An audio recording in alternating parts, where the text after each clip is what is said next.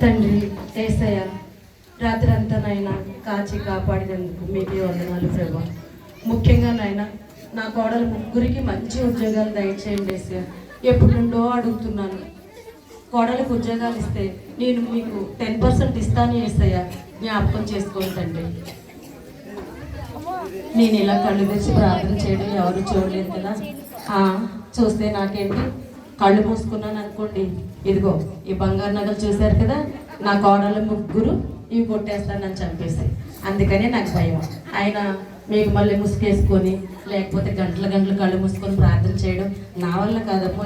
ఏదో కొంచెం భక్తి నేర్చుకున్నాను, లోకంలో పడిన తర్వాత దాన్ని అంతా వదిలేసి ఇదిగోండి చిన్న చిన్న ప్రార్థనలు చేసుకుంటున్నాను. లేచి ఎంతసేపు అయింది, నా కోడలు ఎక్కడున్నారు? ఋతు, పద్మ, మళ్ళీ ఎక్కడ చచ్చారే ముగ్గురు కట్టకట్టుకుని? ఈ టైంకి నా ముఖాన్ని ఇంత కాటుకుపోయాలని మీకు తెలుసు కదా, ఎక్కడున్నారు?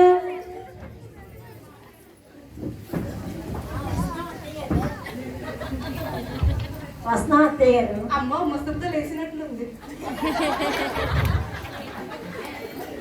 ఏంటమ్మా ఇంత పొద్దున్నే లేచింది? పొద్దున్న టైంకి లేచింది అత్తయ్య గారు. కాఫీ పట్టుకుని వెళ్ళి నువ్వు. అమ్మ పొద్దున్న ఆవిడ మొక్క నుంచి చూడమ్మో.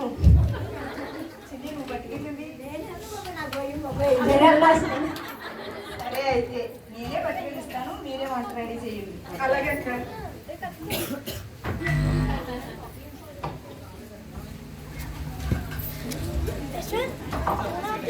ఏంటమ్మా మళ్ళీ నీ లేచి ఎంతసేపు అయింది, ఇప్పుడా కాఫీ తెచ్చేది? కాఫీ కలుపుతున్నారా? నన్ను లేపేయడానికి ఏమన్నా దానిలో విషం కలుపుతున్నారా? అదే అత్తయ్య, మేము ఇంటర్వ్యూకి వెళ్ళడానికి రెడీ అవుతున్నాం. ఓహో, ఇంటర్వ్యూనా? 6 నెలల నుంచి వెళ్తూనే ఉన్నారు. ఉద్యోగాల మీద ఉద్యోగాలు తెచ్చేసారు. మరి ఇంటికి ఈ రోజు కొత్తగా బయలుదేరిపోతున్నారా? సరే అత్తయ్య, కాఫీ తీసుకోండి.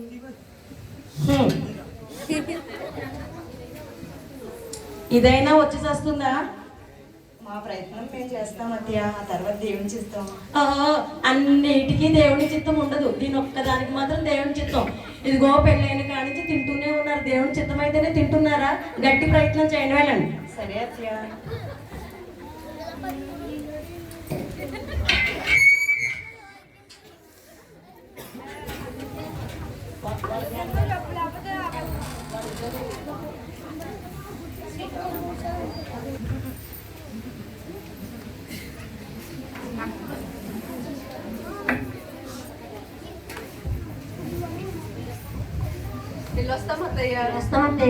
వెళ్ళిరండి. ఆగండి. ఎలా వెళ్తారమ్మా? బస్కి వెళ్తాము. నువ్వమ్మా నువ్వు ఎలా వెళ్దాం అనుకుంటున్నావు? ఆటోకి వెళ్ళినా బస్సుకి వెళ్ళినా కాళ్ళు ఎరగొడతారు. మీరేమి ఉద్యోగాలు చేస్తలేదు, ఉద్యోగం కోసం వెళ్తున్నారు కాబట్టి కాళ్ళు బాగానే ఉన్నాయి కదా, నడిచి వెళ్ళండి. ఇంకా గంట టైం ఉంది, నడిచే వెళ్ళండి, నడిచే రండి.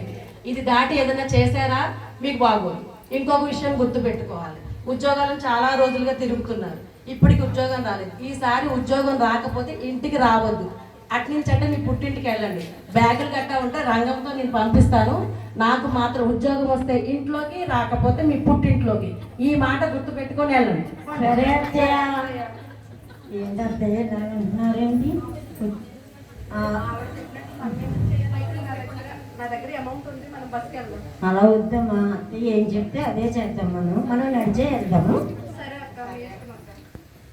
రంగమ్మ, ఇదిగో ఈ డబ్బులు పట్టుకెళ్ళి ఒక 1/2 లీటర్ పాలు, ఒక 1/2 కేజీ మటన్ పట్టు.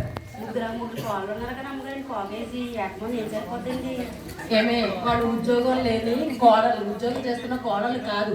1/2 కేజీ మటన్ నాకు సరిపోతుంది, పట్టురా. వాళ్ళు ఏ చారు చుట్టేసుకోనో తింటారు, లేకపోతే ఉద్యోగాలు వచ్చాక మటన్ తింటారు. ఈ మటన్ మాత్రం నాకు నువ్వు వెళ్ళి తీసుకొచ్చి మంచి మసాలా దట్టించి వండు వెళ్ళు.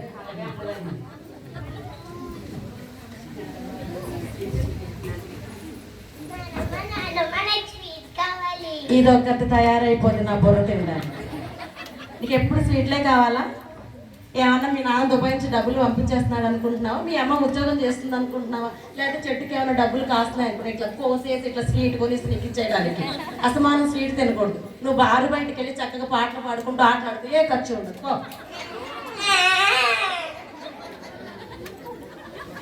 అమ్మా అమ్మా పాస్టర్ గారింటి ఇలా వస్తున్నారు.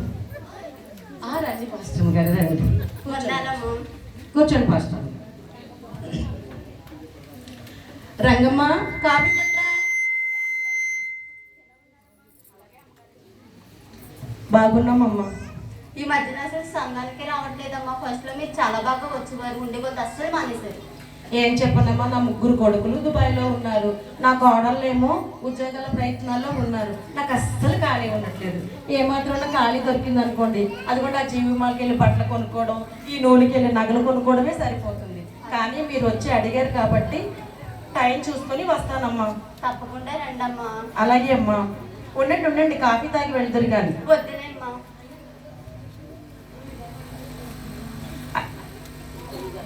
అయినా గాల్లో దీపం పెట్టి ప్రభు నీదే భారం అంటే ఎలా చెప్పండి. అమ్మ ఇంకో మాట చెప్తున్నాను, ఈరోజు నా కోడలు ఉద్యోగాల కోసం వెళ్ళారు. మీరు ప్రార్థన చేయండి, దశంభాగం ఇస్తాను కోడలికి ఉద్యోగం రాగానే.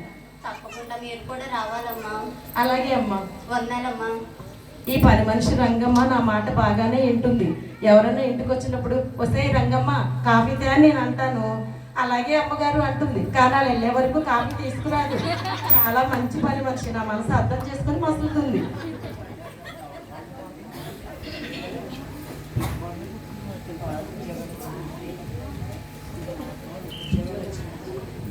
ఈ కోడలు వెళ్ళారు, ఉద్యోగాలు వచ్చాయో రాలేదో నాకు చాలా టెన్షన్గా ఉంది. ఇదిగో పెద్ద కొడుకుని పంపించి ఈ హారం చేయించుకున్నాను, రెండో కొడుకుని పంపించి ఇది చేయించుకున్నాను, మూడో కొడుకుని పంపించి నగలు చేయించుకున్నాను. నడుముకు వడ్డానం కొరతగా ఉంది. ఈ కోడళ్ళకి ఉద్యోగం వస్తే నడుముకు వడ్డానం చేయించుకుందామని చూస్తున్నాను. ఉద్యోగం వచ్చిందో రాలేదో. అత్తయ్య ఉద్యోగాలు వచ్చినాయి అత్తయ్య. ఆగండి. ఏంటమ్మా ఎగేసుకొని వచ్చేస్తున్నారు? నేనేం చెప్పానో గుర్తుంది కదా, ఉద్యోగం వస్తేనే ఇంట్లోకి, లేకపోతే మీ పుట్టింట్లోకి.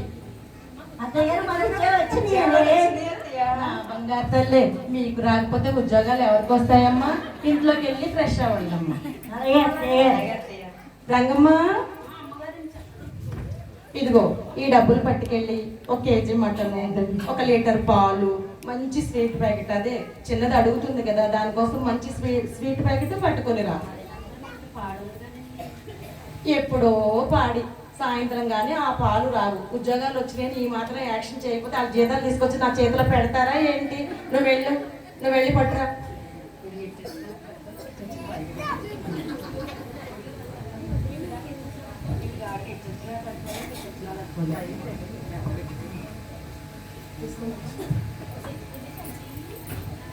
స్వీట్ తెచ్చా.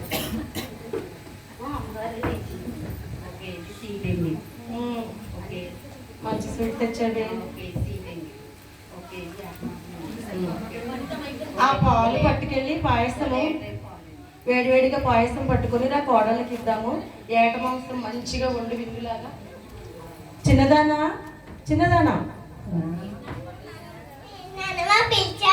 ఇదిగో అమ్మా, నీ కోసము స్వీట్లు తెప్పించాను. రోజుకొకటి తిను అక్కడ పెట్టుకొని. ఇదిగో నీలాంటి వాళ్ళు తినకపోతే స్వీట్లు నాలాంటి షుగర్ పేషెంట్లు తింటారా ఏంటి? ఇదిగో పట్టుకెళ్ళి దాచుకోమ్మా. ఓకే అమ్మా.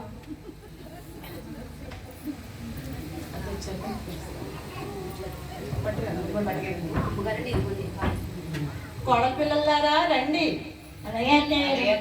కూర్చోండి.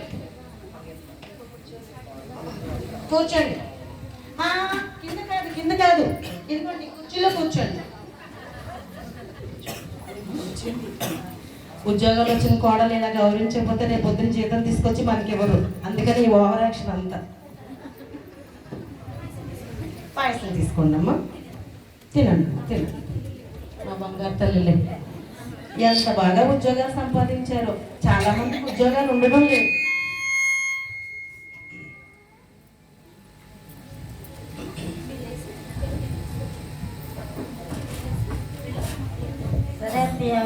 జాబ్కి వెళ్ళేస్తాము.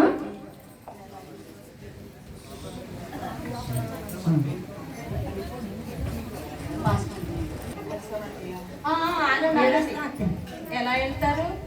నడుచుకుంటే వెళ్ళిపోతాం. అంత కర్మ మీకేంటి, మీ బంగారు తల్లులు. ఇదిగోండి ఈ డబ్బులు పట్టుకెళ్ళి బస్సుకి వెళ్ళండి, లేకపోతే ఆటో కట్టించుకొని మరీ వెళ్ళండి. సరే అత్తయ్య.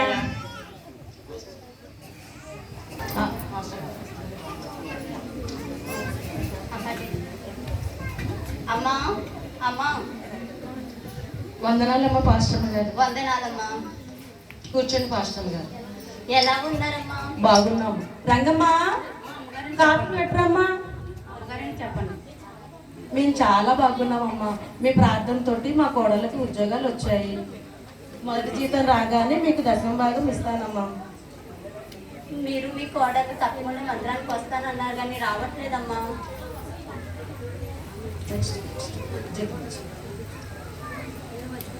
అలాగేనమ్మా వస్తాము, కానీ నేను ఇంతకు ముందు కూడా చర్చికి వచ్చేదాన్ని. చర్చికి వస్తే ఏం చెప్తారు, ఇరుగు పొరుగుతో దెబ్బలాడొద్దు అంటారు, కోడల్ని తిట్టద్దు అంటారు, మనవరాలు మొక్కద్దు అంటారు. ఇవన్నీ నేను చేయలేక కొంచెం వెనకాడుతున్నాను. ఇవన్నీ అలవాటు అయ్యాక వస్తానమ్మా. ఇవన్నీ మంచి మాటలే కదమ్మా, తప్పకుండా రండి. నైట్ ప్రేయర్ ఉంది. అలాగే అమ్మా, ప్రయత్నం చేస్తాను. వందనమ్మా. కాఫీ తాగి వెళ్తురు కానీ.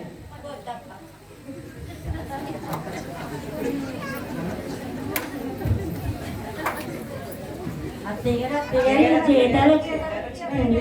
ఎంతమ్మా? 50,000 అత్తయ్య గారు. నా 50,000. 1,50,000 నా బంగారు తల్లి. మీరు కాబట్టి అంతా జీతం తీసుకొచ్చి నాకు ఇచ్చారు.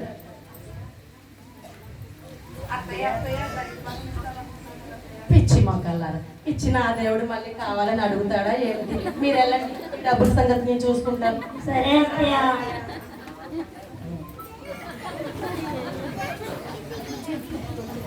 చూస్తే బాగుంది చెల్లి.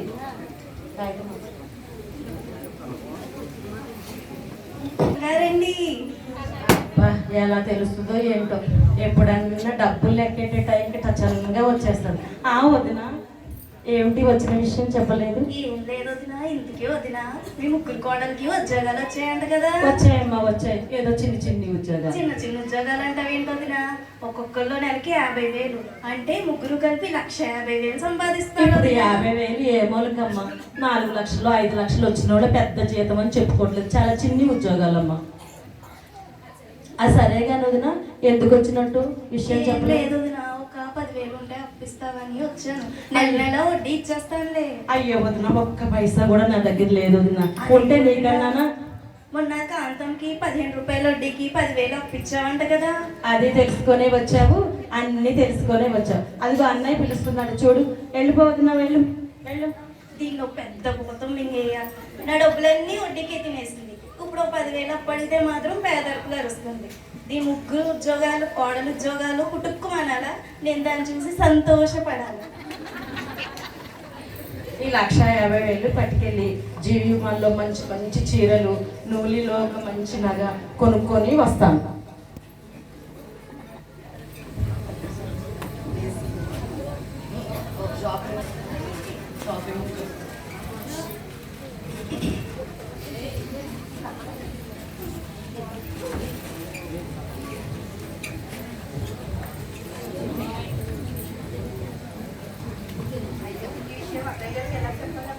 ఎలా చెప్పడం ఏంటి? ఎప్పుడైనా మనం దర్శన భాగాలు ఇమ్మన్నారా? చర్చికి ఎప్పుడైనా పంపించారా? ఎలా చెప్తామో ఏముంది? ఎప్పుడైనా ఇస్తే దేవుడికి అనుగ్రహం చూపించేవారేమో. మన అత్తయ్య గారు మనకి ఏది చెప్పలేదు కాబట్టి, ఎప్పుడు చర్చి కూడా నడిపించలేదు కాబట్టి మనకి దేవుడు ఇలాగా చేసినందుకు ఫలితం అందే. ఇంకా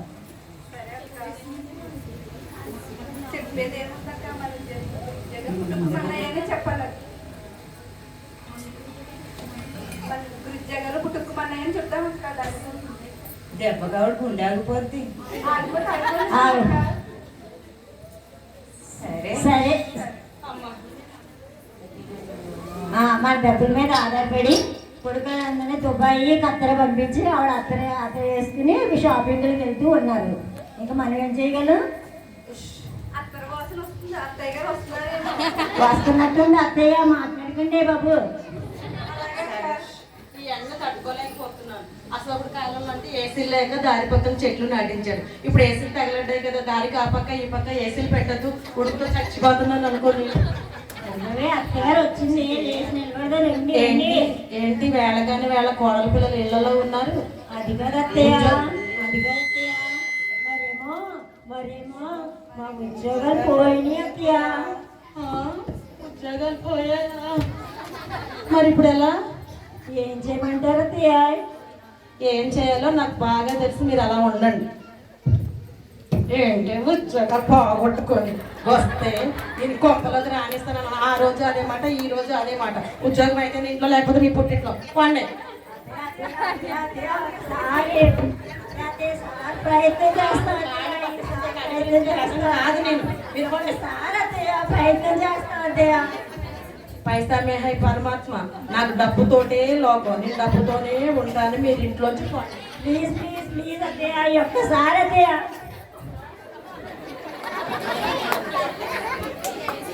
అయ్యో ఏంటి అయ్యో అత్తయ్య ఎలా తోలేస్తుందండి.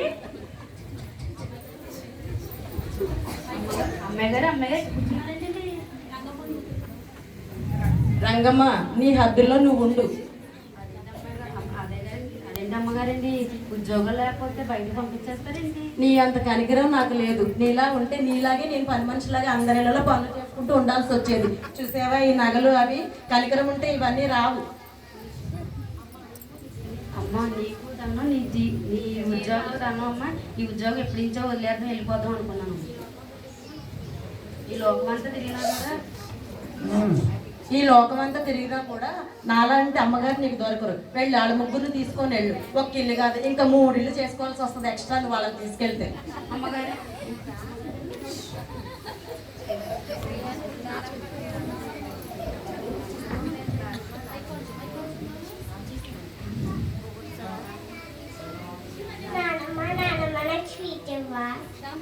ఇదొకటి.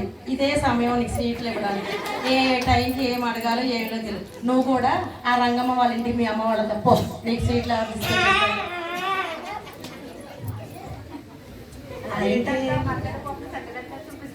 ఏమో కనికరం లేకుండా ఉంది మన అత్తగారు. దేవుడు ఎప్పుడు కనికరించి ఆవిడ మనసుని మారు మనసు పొందిస్తారో మరి దేవునికే ప్రార్థన చేద్దాం. అమ్మగారు అమ్మగారు మా ఇంటికి రండి. సరే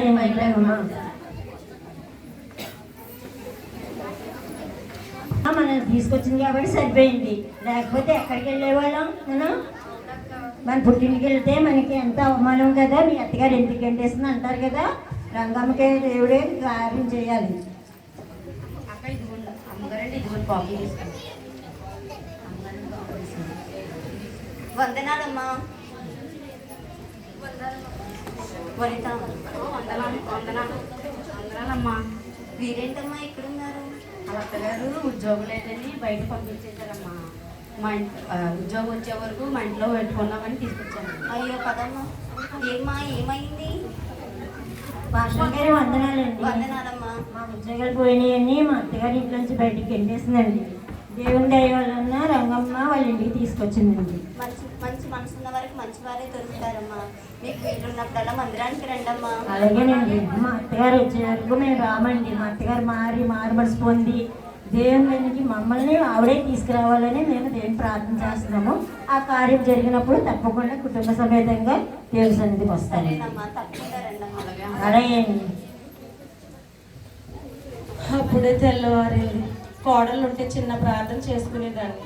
ఇంక ఇప్పుడు ప్రార్థన కూడా చేసుకుని పనులన్నీ నేనే చేసుకోవాలి. మహాగణుడు, మహోన్నతుడా, సర్వోన్నతుడా, సర్వశక్తిమంతుడా, వందనాలు, స్తోత్రములు నాయన. ఇదిగో తండ్రి నాయన, మా స్థితి అంతా మీకు తెలుసున్నది ప్రభా. నాయన మా అత్తగారిని మారు మనసు దయచేయండి తండ్రి. తండ్రి ఆ కఠినమైన మనసు నుండి విడిపించమని ప్రార్థిస్తున్నాను తండ్రి. నాయన మా ఉద్యోగాలు లేనప్పుడు ఒక విధంగా, ఉన్నప్పుడు ఒక విధంగా చూసి ఉన్నారు తండ్రి ప్రభా. మీరే సహాయం చేయమని నన్ను అడుగుతున్నాం తండ్రి. నడు విరిగిపోయినట్టుంది, చాలా నొప్పిగా ఉంది.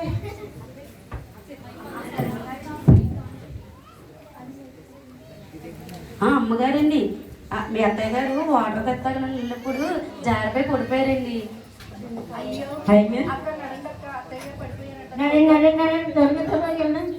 అమ్మగారండి ఎవరిచ్చారో చూడండి. అత్తయ్య గారు ఎలా పడిపోయారు మీరు? పడిపోయాను, చాలా నొప్పిగా ఉంది. ఎముకలు ఇరిగినట్లున్నాయి, బాధగానే ఉంది, చాలా నొప్పి. లేకండి అత్తయ్య గారు, హాస్పిటల్కి వెళ్దాం. లేకండి అత్తయ్య గారు. నేను మీ పట్ల లేకండి. ప్రవర్తించిన మీరు నా పట్ల ప్రేమ చూపిస్తున్నారు. ఏం కాదు అత్తయ్య గారు, దేవుని దయ ఉండాలి మనకి. దేవుడు మిమ్మల్ని కాస్త కాపాడినారు.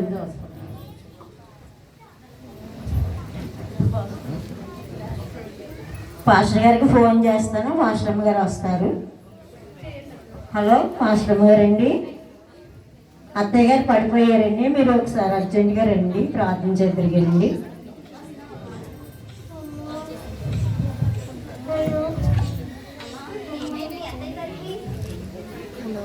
మంచినీళ్ళు తీసుకొస్తూ పడిపోయారండి, కాలు బెనికెట్టిందండి, నడవలేకపోతున్నారు. కొంచెం పర్లేదు పాస్టర్ గారు. నేను మీ పట్ల నా కోడల పట్ల చేసిన దానికి దేవుడు నాకు శిక్ష వేశారు. అలా అనుకుంటా దేవుడు రక్షించేవారే కానీ శిక్షించేవారు కాదు తల్లి. అలాగేనమ్మా. ఈ రోజు నైట్ మన చర్చిలో సెమీ క్రిస్మస్ ఉంది, మీరు తప్పకుండా రావాలమ్మా. నేను ఈ లోకంలో ఇల్లు, ధనము, డబ్బు, ఆడంబరాలు సంపాదించుకోవాలని ఎంతో ప్రయాసపడ్డాను. పర్లోక రాజ్యంలో ఒక చిన్న ఇల్లు కూడా సంపాదించుకోవడానికి ప్రయాస నేను చేయలేదు. ఇక నుంచి మీ మాట చొప్పున నేను నడుచుకుని పరలోక రాజ్యం నుండి ఇంటిని సంపాదించుకుంటూ నేను ప్రయాసపడతాను.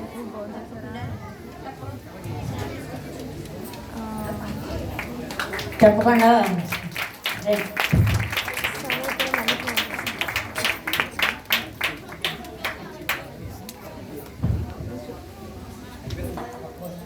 ఒకప్పుడు ఈ అత్తగారికి మారు మనసు లేదు, డబ్బు మీద ఆశ, ఏదో సంపాదించాలి, బంగారం కొనుక్కోవాలి, ఆస్తులు సంపాదించాలనే ఆశతో తన కోడల్ని ఇబ్బంది పెట్టారు.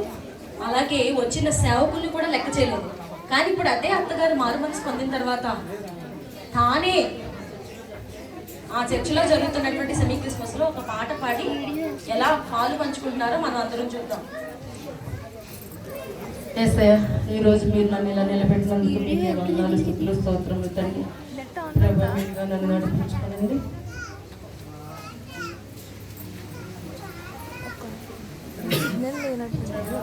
పాట రాసిన ఆయన మరి పాటలకు మీరు ఇచ్చిన అవకాశాన్ని బట్టి మీకు వందనాలు ప్రభా. నాలాగా అందరు నడుములు ఎదిగిన తర్వాత కాక అవయవాలన్నీ మంచిగా ఉన్నప్పుడే వచ్చేవారిలాగా మీరు సిద్ధం చేయండి తండ్రి.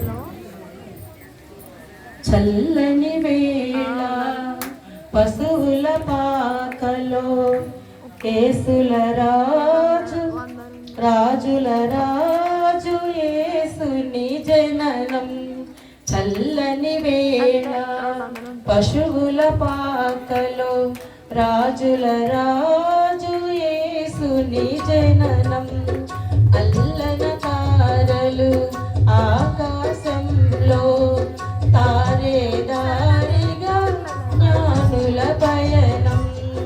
అల్లన తారలు ఆకాశంలో తారే దారిగా జ్ఞానుల పయనం.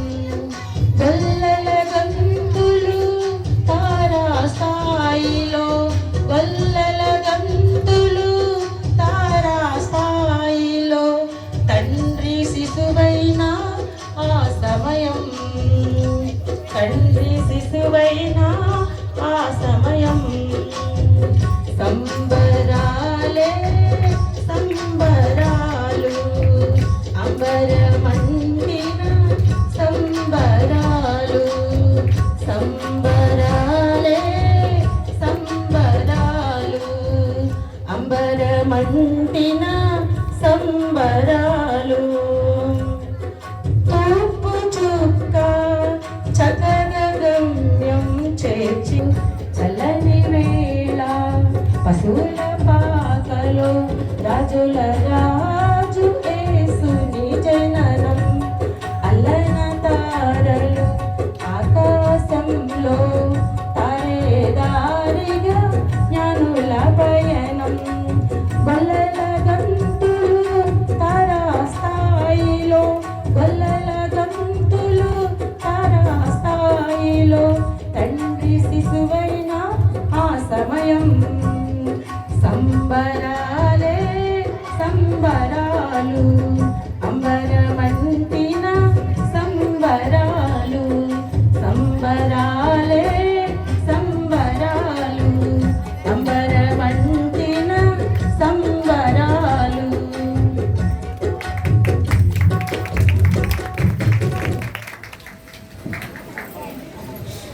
చాలా చక్కటి పాట పాడి వినిపించిన సహోదరి పద్మక్కకి సహవాసం తరపున ప్రత్యేకమైనటువంటి వందనాలండి.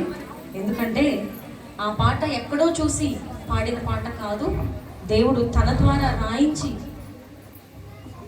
తన ద్వారానే పాడించినటువంటి పాట. దయచేసి అందరూ ఒకసారి చెప్పండి కొడతారా? అలాంటి తలాంతులు